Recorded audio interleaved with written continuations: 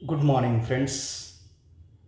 आप सभी को पता होगा कि एक बहुत ही दुखद घटना जो कि काउंटर किया गया है दिल्ली के ओआरएन में, ओल्ड राजेंद्र नगर वाले रीजन में, राव आईएएस कोचिंग में। और कुछ दिन पहले भी, 3-4 दिन पहले, नीलेश गायन नाम का एक एस्पिरेंट था जो प्रीलिम्स क्वालिफाई भी किया था, उसका डेथ हो गया था। उसके बाद फिर राव आईएएस कोचिंग इंस्टीट्यूट का जो घटना हुआ, ये बेहद दर्दनाक है।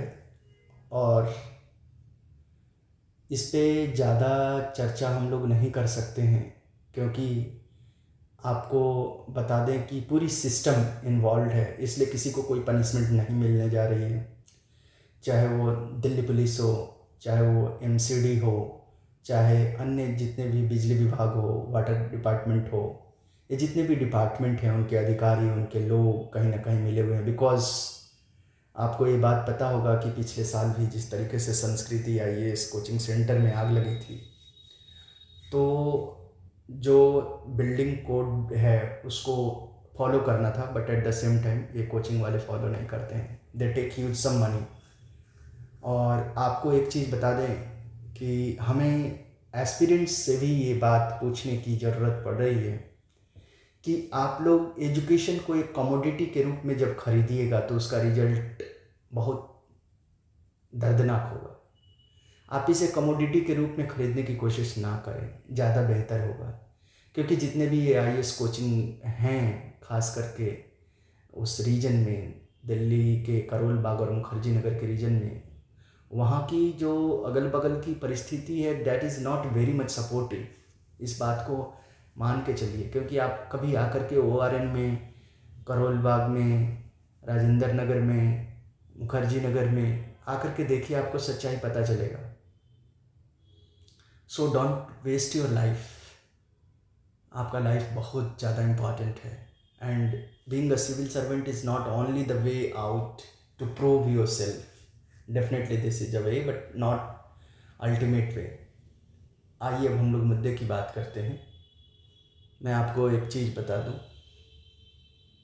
कि ये इंसिडेंट और ये कंप्लेन ऑलरेडी ओआरएन में एमसीडी को किया हुआ था। उसके बाद भी एमसीडी वालों ने कोई एक्शन नहीं लिया पॉजिटिव, ताकि ड्रेनेज सिस्टम अच्छे से वर्क कर सके रेनी डेज में।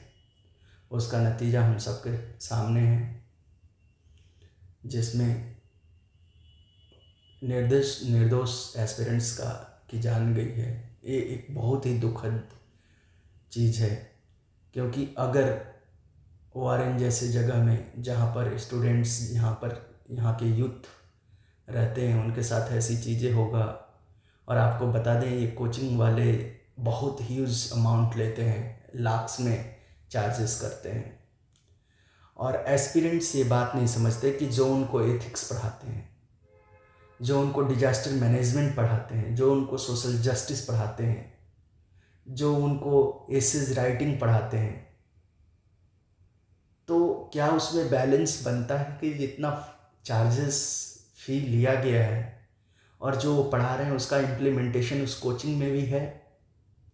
अगर उस कोचिंग में इम्प्लीमेंटेशन नहीं है और वो टीचर्स बस पढ़ा रहे हैं, तो वो पन्ने भरने लायक है, उसकी कोई कीमत नहीं है। जैसे प्रेमचंद कहते हैं कि अगर जो पढ़ाई इंसान के अंदर इंसानियत पैदा करने में विफल रहता है, उस पढ़ाई की कोई मोल नहीं है। इससे अच्छा एक आम नागरिक है जिनके अंदर संवेदनशीलता है। तो मैं आप लोगों से ये बात कहना चाह रहा हूँ कि आप बीपीएससी हो या यूपीएससी हो या किसी भी टाइप की एग्ज़ामिनेशन हो, बिकॉज़ ये कंडीशन ऐसा नहीं मैं कहना चाह रहा हूँ कि सिर्फ दिल्ली की है। इवन आप कोटा में चले जाइए, नीट और जो आईआईटी का है, वहाँ पर भी बच्चों का काउंसलिंग की बहुत ज़्यादा दिक्कत होती है। तो आप ऐसे कंडीशन में अपने बच्चों को इस तरीके से हार्श वे में अल्टीमेट चीज़ों को अचीव करने के लिए ना प्रेरित करें तो ज़्यादा बेहतर होगा। इसका एक उपाय ये हो सकता है कि because you have to prepare for civil services examination, there is another other ultimate ways are there, alternative ways are there. आप वैसा इन्वायरमेंट का, वैसा जगह को सिलेक्ट कीजिए जहाँ पर आप ऑनलाइन मोड में, या आपको पढ़ाई करना है, जो सब्जेक्ट बस नहीं आता है उस सब्जेक्ट पर आप बेहतर तरीके से कहीं लोकल के कोचिंग में ले लीजिए, और जहाँ पर आपको खाना, रहना, एक हेल्दी इन्वायरमेंट, इन सारी चीज़ें की फैसिलिटीज़ है, then don't move to Delhi, Kota और any other such kind of places, क्योंकि ये अल्टीमेटली आपको बहुत ज़्यादा पैसे भी, पैनिकनेस भी, and at the same time ये आपकी लाइफ को ख़राब कर देगा। इसलिए आप अपना सिलेक्शन जो है जगह का इस तरीके से कीजिए। और मैं आपको बताऊं, अभी तो recently lot many universities and at the same time colleges have, क्योंकि अल्टीमेटली जो ये प्रिपरेशन है, ये प्रिपरेशन आप मान के चलिए इंडिविजुअल का नहीं है, और इंडिविजुअल का है तो वो एक्सट्रीम लेवल पर जा कर के करना भी उचित नहीं है। इसलिए मैं आपको कहूँ, क्योंकि मुझे इस बात का भी बहुत ज़्यादा थोड़ा सा लगा कि आप जो वहाँ पे इंस्पेक्टर पोस्टेड हैं, जो वहाँ पे आईएएस अधिकारी पोस्टेड हैं, जो वहाँ पे IPS, SO, lot many officers are posted there in those region, be it Kota, be it Karol Bagh, ORN, Rajendra place, और इवन इन मुखर्जी नगर। लेकिन क्या आपने कभी सोचा है कि वो अधिकारी भी तो यहाँ पर एक समय में कुछ समय व्यतीत किए थे, उनमें से कुछ, और वो फिर कैसे उस सिस्टम का हिस्सा बन गए? क्योंकि ये आपको रियलिटी है। बताइए कि इस तरीके से जब आप देखिएगा पूरा का पूरा, मतलब कि सिस्टम करप्शन से चलता है। आपको बेसमेंट में इतने लाइब्रेरीज मिल जाएंगे जो कि अलाउड नहीं है। आपको दिल्ली जो बिल्डिंग कोड है उसको फॉलो नहीं किया गया है, पता नहीं किस तरीके से वो NOC ले लेते हैं, फायर और 2 एग्जिट नहीं है, a lot many things are there, लेकिन पूरी सिस्टम वैसे चल रही है। क्या इंडिकेट करता है? ये इंडिकेट करता है कि इधर MCD हो, चाहे दिल्ली पुलिस हो, चाहे दिल्ली सिविल ऑफिसर्स हो, they all are involve in this corruption activities with coaching वालास। इसलिए मैं आप लोगों को ये चीज़ कहना चाह रहा हूँ कि आप अपनी संवेदनशीलता को जिंदा रखिए। आप सिस्टम में जाने के बाद मत बदलिए। जैसे एक मैं छोटा एग्जांपल दे रहा हूँ बिहार का। अगर आप बिहार के कंडीशन में बिहार के थाना में चले जाइए, ब्लॉक में चले जाइए, सब डिवीजन में चले जाइए, डिस्ट्रिक्ट में चले जाइए, you will get same kind of environment almost. Why this is there? आखिर कौन लोग हैं? तो ये वही लोग हैं जो दिल्ली में धक्के खा करके, पटना में धक्के खा करके BPSC की तैयारी करते हैं, और BPSC क्वालिफाई होने के बाद सिस्टम में जा कर के 1-2 साल भी नहीं लगता है उन्हें, और वो सेम ढांचे पे आ जाते हैं। बिहार की कंडीशन ऐसी क्यों है? क्या कभी आप लोग ने इस बात को सोचा है कि बिहार सबसे ज़्यादा IAS ऑफिसर, सबसे ज़्यादा IPS officer, engineers, lot many, मतलब कि आपको ब्रिलियंट माइंड्स हैं, लेकिन उसके बावजूद भी बिहार का कंडीशन ऐसा? क्या आपने कभी सोचा? इवन जो वहाँ पे IAS IPS जाते हैं, most of them are of same behaviour. क्यों? ऐसा क्यों? तो आप लोग जब तक नहीं सीखिएगा, नहीं समझिएगा, आप अपने अवेयरनेस को नहीं रेज कीजिएगा, ये कंटिन्यू करेगा। और प्लीज़ एस्पिरेंट से ये एक रिक्वेस्ट है कि आप अपनी मेहनत लगा करके वहाँ पहुँचते हैं, अपनी संवेदनाओं को मार करके सिर्फ पैसे कमाने ना जाइए, उस पद की ओहदा के लिए भी मत जाइए, अदरवाइज़ इसके रिजल्ट्स बहुत बुरे होते हैं। आप जा कर के कभी retired IAS IPS IG DIG जजेस जाके मिलिए, आपको साइकोलॉजिकल कंडीशन से पता चल जाएगा कि व्हाट दे अर्नड।